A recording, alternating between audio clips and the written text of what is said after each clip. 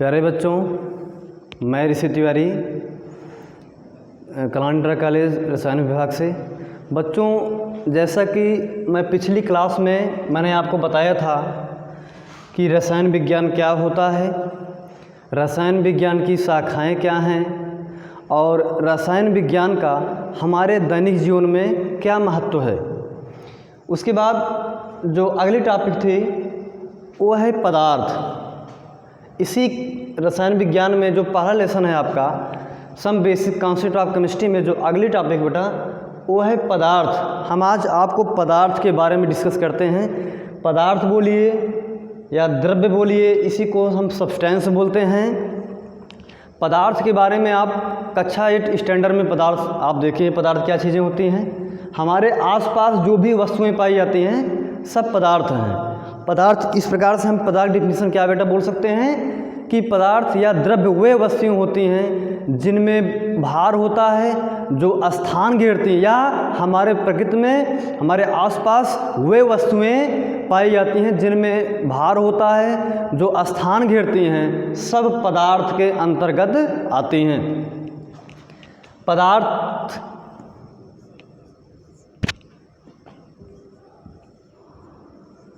पदार्थ की अवस्थाएं।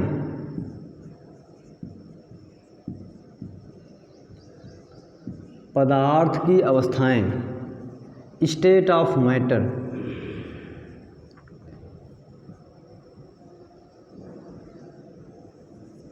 बेटा हम पदार्थ की अवस्थाओं की बात करेंगे। पदार्थ की अवस्थाओं की बात करते हैं तो पदार्थ या द्रव्य की अवस्थाएं, हम पदार्थ के कणों की व्यवस्था के आधार पे, ये जो पदार्थ का वर्गीकरण किया गया है ये इसका एक बेस है जिसको हम कहते हैं पदार्थ की कणों की व्यवस्था के आधार पर। उसका बेस क्या है बेटा? पदार्थ की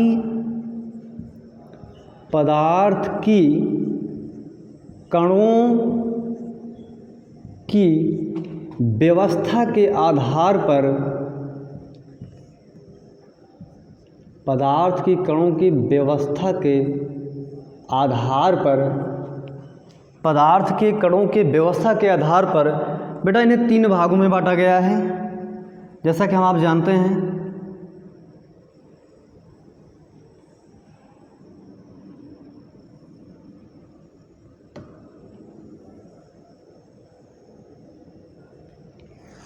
पहला है ठोस,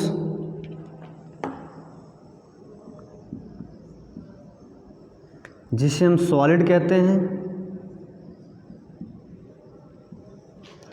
दूसरा है द्रव, जिसे हम लिक्विड कहते हैं। और तीसरा जो पदार्थ की अवस्था है वो गैस।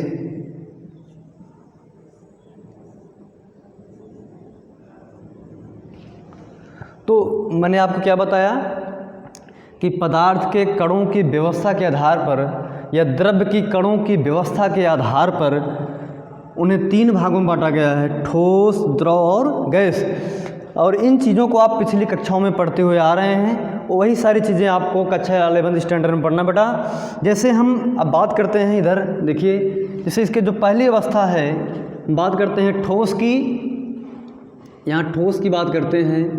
इसकी जो पहली अवस्था है ठोस, इसे हम सॉलिड कहते हैं। ठोस की बात बेटा हम करते हैं। अगर हम ठोस के बारे में मैं आपको समझाना चाहूँगा तो आप कह सकते हैं ठोस पदार्थ की एक ऐसी अवस्था है, क्या? ठोस पदार्थ की एक ऐसी अवस्था है जिसमें पदार्थ के कणों का आयतन एवं आकार निश्चित होता है। या कह सकते हैं ठोस पदार्थ की ऐसी अवस्था है जिसमें पदार्थ के कणों का आयतन एवं आकार निश्चित होता है। पदार्थ की ऐसी अवस्था को हम ठोस कहते हैं।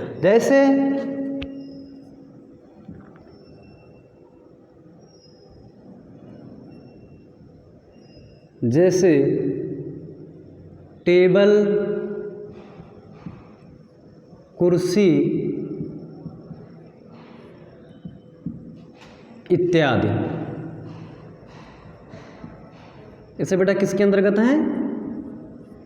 ठोस के अंतर्गत हैं, जिनमें पदार्थ के कणों का आयतन एवं आकार क्या होता है?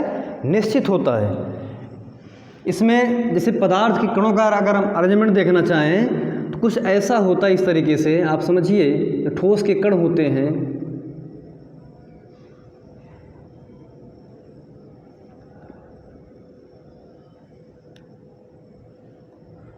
कुछ ऐसा ही अरेंजमेंट ठोस के कणों का आपस में होता है। ठोस के कणों का अरेंजमेंट कुछ ऐसा ही होता है। फिर हम बेटा बात करते हैं ठोस के लक्षण। ठोस के लक्षण के बारे में बात करते हैं। इसके लक्षण हैं, जैसे जो ठोस के कण होते हैं, ठोस के कणों के बीच में, ठोस के कणों के बीच में, ठोस के कणों के बीच में अंतरा आणविक, ठोस के कणों के बीच में अंतरा आणविक स्थान नहीं होता है। अंतराणविक स्थान नहीं होता है, नहीं होता है। दूसरा हम बात करते हैं बेटा, ठोस के कण बहुत पास पास होते हैं। ठोस के कण बहुत पास पास होते हैं।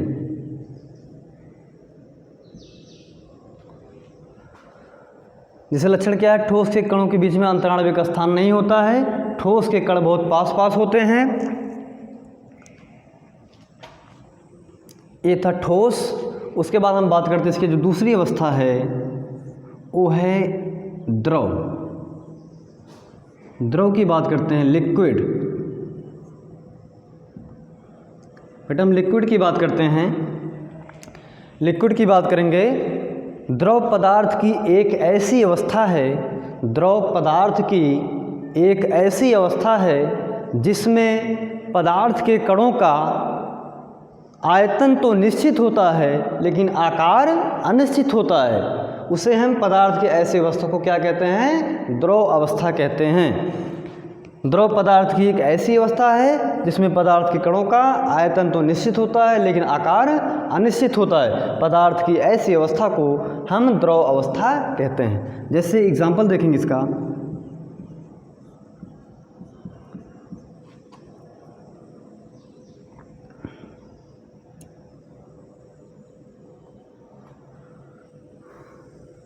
जैसे हुआ जल, लिक्विड अमोनिया, द्रव अमोनिया।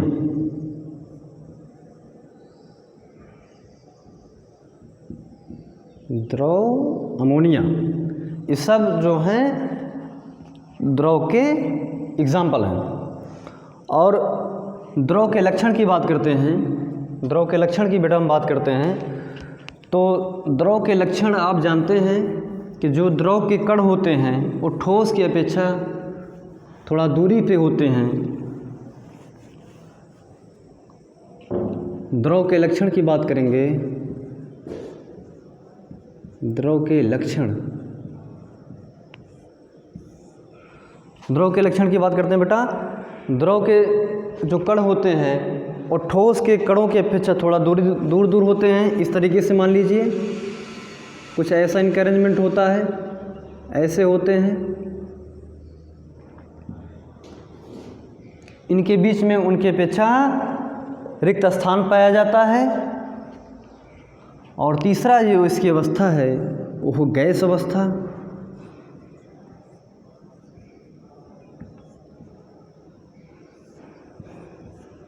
गैस अवस्था की बात करेंगे हम तो बेटा गैस अवस्था पदार्थ की एक ऐसी अवस्था है जिसमें गैस के कणों का या पदार्थ के कणों का आयतन एवं आकार दोनों अनिश्चित होता है। या हम कह सकते हैं दूसरी भाषा में कि गैस पदार्थ की एक ऐसी अवस्था है जिसमें पदार्थ के कणों का आयतन एवं आकार दोनों अनिश्चित होता है। पदार्थ की ऐसी अवस्था को हम गैस अवस्था कहते हैं। जैसे एग्जाम्पल देखते हैं। Hydrogen gas,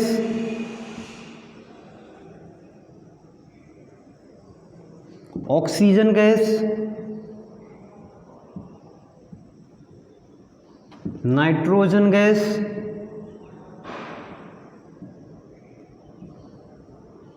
ETC। गैस के लक्षण की बात करते हैं। गैस के लक्षण,